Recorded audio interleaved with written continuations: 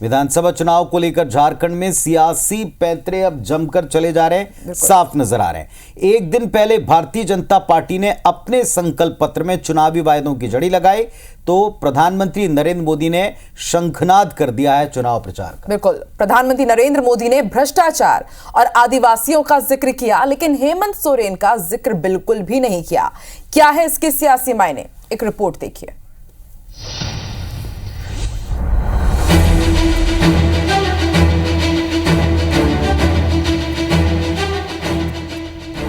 झारखंड विधानसभा चुनाव में जीत दर्ज करने के लिए बीजेपी ने अपनी पूरी ताकत झोंक दी है। रविवार को जहां केंद्रीय गृह मंत्री अमित शाह ने पार्टी का संकल्प पत्र जारी किया, तो अगले दिन चुनावी अखाड़े में सबसे बड़े चेहरे प्रधानमंत्री मोदी ने झारखंड के गढ़वा और चाईबासा में चुनावी रैलियां की। कांग्रेस और जेएमएम सरकार पर मोदी ने जमकर निशाना साधा। वहीं बीजेपी के संकल्प पत्र की तारीफ भी की।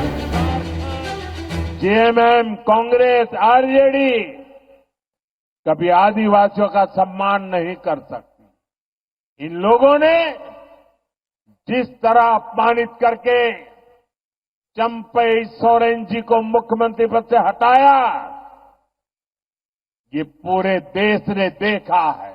झारखंड बीजेपी ने बहुत ही शानदार संकल्प पत्र जारी किया है। ये संकल्प पत्र रोटी, बेटी और माटी के सम्मान और समृद्धि के लिए समर्पित है।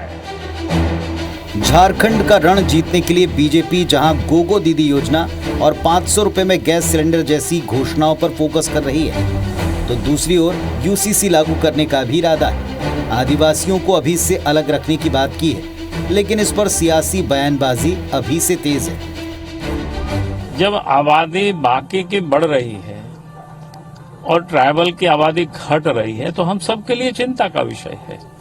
और इसीलिए यूसीसी में भी ये जो ट्राइबल है उस दायरे से उनको बाहर रखा गया, क्योंकि हमें उनको संरक्षित भी करना है, उनको विकसित भी करना है, उनको प्रोटेक्शन देते हुए उनको और सपोर्ट भी देना है ताकि उनकी आबादी घटे नहीं।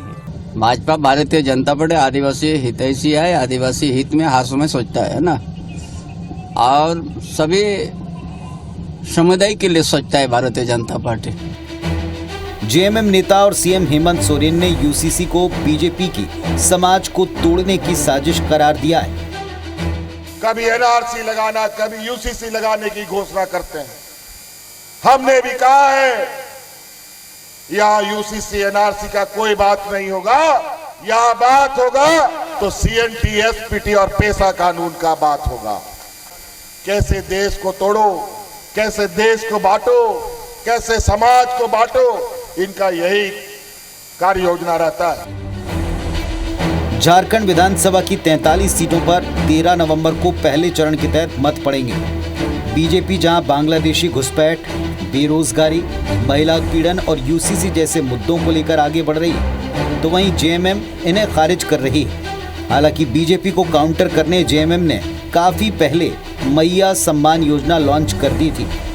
फ्री बिजली, रियायती गैस सिलेंडर और बेरोजगारी भत्ता जेएमएम के चुनावी वायदों का हिस्सा है। अब 23 तारीख को नतीजों से ही साफ होगा कि झारखंड की जनता किन के वादों पर भरोसा करती है। Bureau report, IBC 24। तो झारखंड में इस बार पुनीत जी कौन झंडे गाड़ेगा, सबकी नजरें टिकी हुई है इस पर। बिल्कुल आपने ठीक कहा, और झारखंड की सियासत में हर दिन बड़े उलटफेर देखने को मिलेंगे, क्योंकि प्रचार में आज आगाज जैसे प्रधानमंत्री ने किया, इस पर पलटवार होना तय है।